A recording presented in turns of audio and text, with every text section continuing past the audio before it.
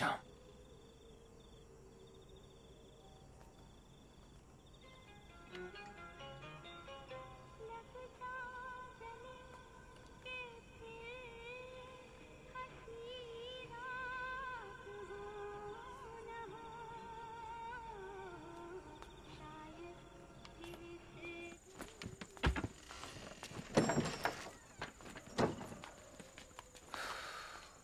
మానేరా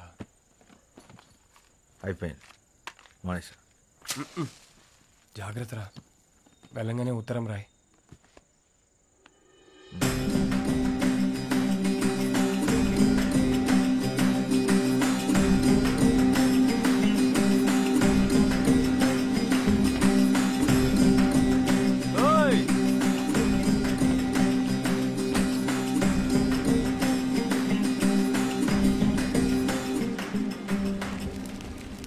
জানে মাঝি কোথায়? আজ নবরাত্রি শুরু হয়েছে, সেও নিশ্চয়ই মন্দিরে গেছে সবার সাথে।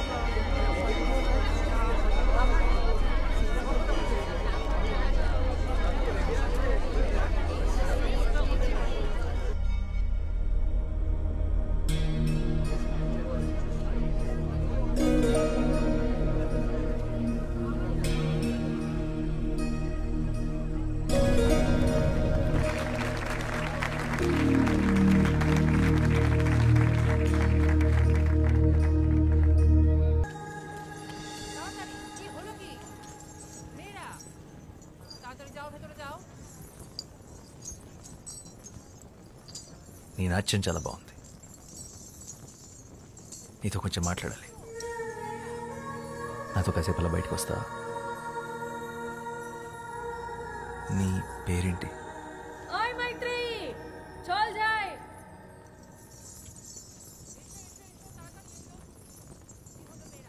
మైత్రి.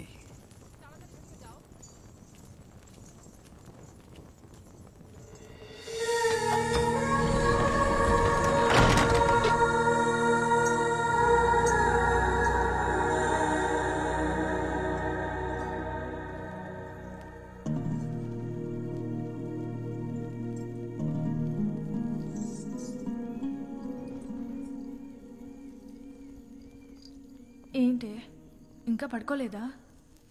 ఏం ఆలోచిస్తున్నావు? శశి, ఇందాక ఏమైందో తెలుసా? నన్ను ఒకతను తనతో పాటు బయటికి రమ్మని అడిగాడు. బయటకంటే? పూర్తి బయటికి, గుడి బయటికి. నిజంగానా? అవును. మరి వెళ్తున్నావా? ఏంటే వెళ్ళేది? మనం ఎవరో తెలీదా? ఆయన ఎంత ధైర్యం అలా అలా అడుగుతాడు? మనం కూడా మనుషులమే అనుకొని అడుగుంటాడులే పాపం. అయినా నేనే నీ స్థానంలో ఉండుంటే అట్నుంచి అటే వెళ్ళిపోయేదాన్ని. వెళ్తావు? ఎందుకు వెళ్ళవు? మనం ఇలా మాట్లాడుకున్న విషయం ఎవరైనా విన్నారంటే కాళ్ళు వెరగొట్టి కూర్చోపెడతారు. నోరు మూసుకొని పడుకో.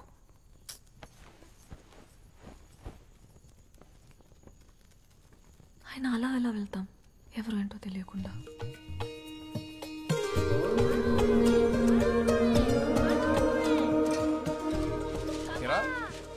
కలకత్తాకి వెళ్ళాలన్నా రాయాలన్నా అర్థం లేరా? తొందర ఉంది.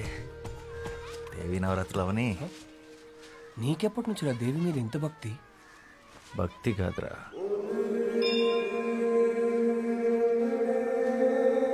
ప్రేమ.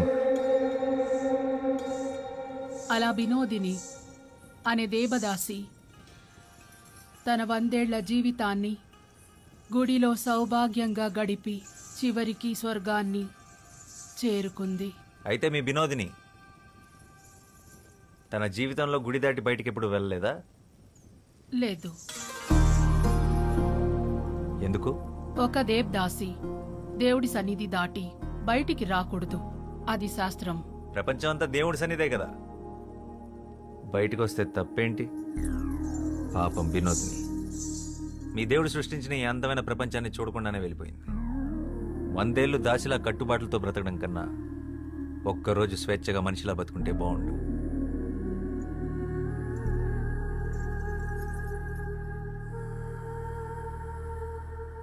అందరూ వరుసన వచ్చి ప్రసాదాలు తీసుకోండి.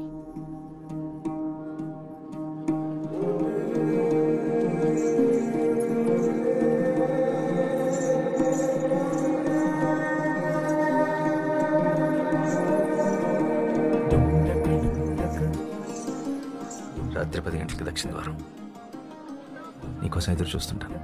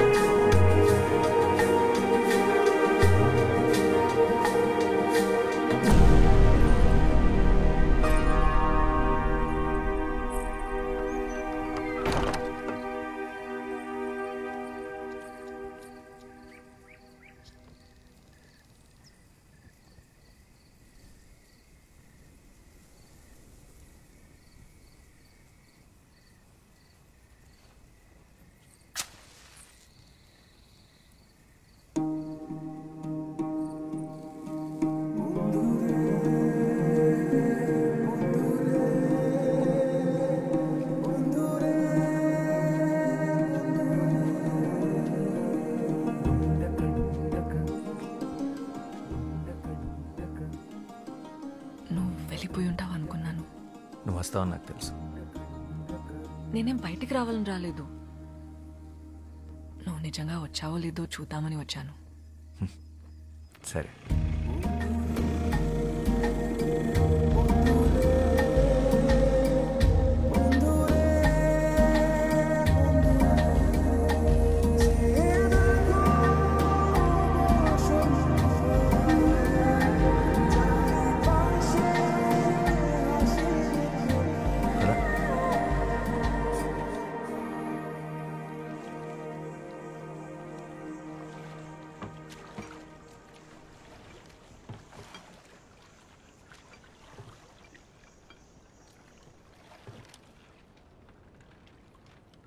మైత్రేయి గుడి పెట్టిన పేరు కాదు, అమ్మా నాన్నలు పెట్టిన పేరేంటి?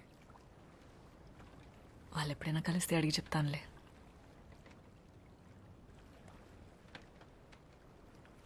అవును, తెలుగు ఎలా వచ్చు? ఆంధ్ర గురువుల దగ్గర కూచిపూడితో పాటు తెలుగు కూడా నేర్చుకున్నాను.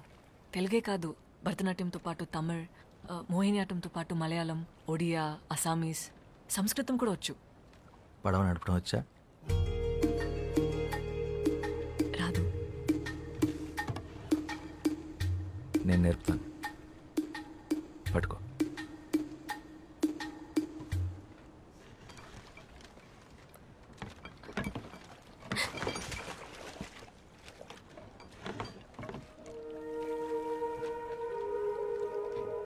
ఈ సృష్టిలో ప్రతి పని 2 విధాలుగా చేయొచ్చు.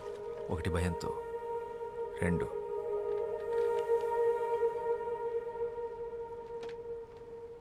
ప్రేమతో.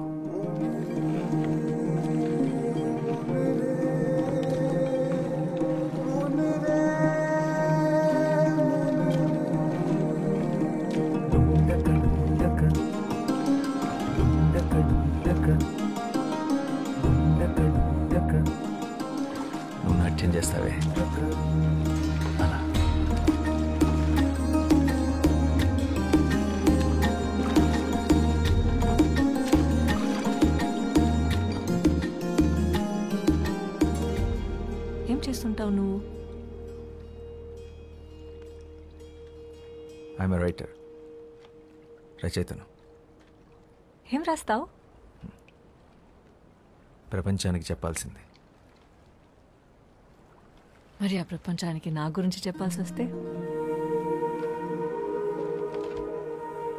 పాలబుగ్గలు, పసిడి చాయన పసుపు పూతగా వించిన తను, భయంతో బెదిరే పసిపాప కన్నులు, తెరచాప వంటి కురులు, శరీరం ఒక గుడి శిల్పం, నాట్యంలో నెమలి, కన్న ప్రేమని కూడా ఎరగని కన్యత్వం, బండరాయితో బంధుత్వం, దేవుడనే దురాచారం దేహాన్ని ముళ్ళు చేసిన, మనసంతా దైవత్వాన్ని నింపుకున్న,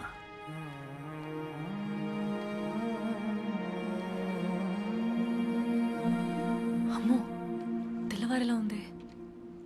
నేను వెళ్ళాలి, నన్ను తీసుకెళ్ళండి. మీతో మాట్లాడుతుంటే అసలు సమయం తెలియడం లేదు.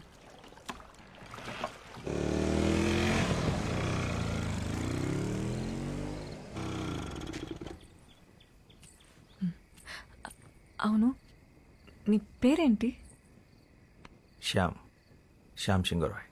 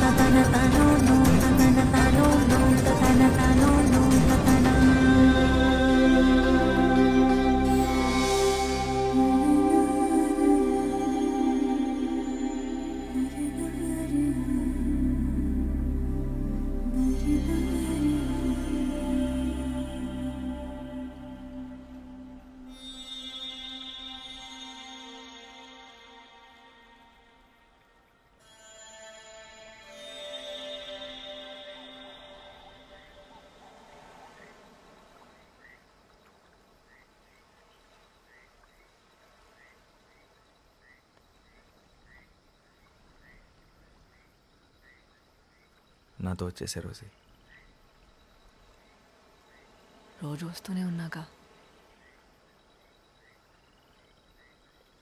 ఇలా కాదు, ఈ బతుకు నుంచి బయటికి, నా జీవితంలోకి నాతో పాటు కలకత్తా వచ్చేసి మనం పెళ్లి చేసుకొని ఒక కొత్త జీవితాన్ని ప్రారంభిద్దాం. శ్యామ్, నేను ఒక దేవదాసిని. ఆ విషయం మర్చిపోకు.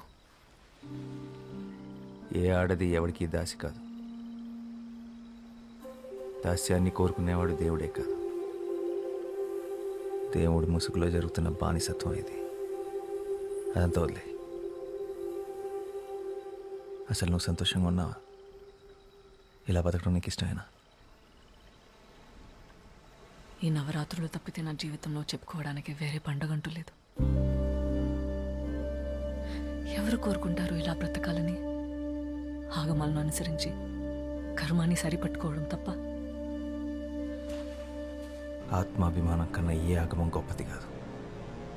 తప్పని తెలిసాక దేవుణ్ణైనా ఎదిరించడంలో తప్పే లేదు. పిరికి వాళ్ళే కర్మ సిద్ధాంతం మాట్లాడతారు. ఆయన నీ విలువ నీకు తెలియపోతే ఎలా? రెడిక్యులస్. నా విలువ ఎంతంటే ఏం చెప్పమంటావు?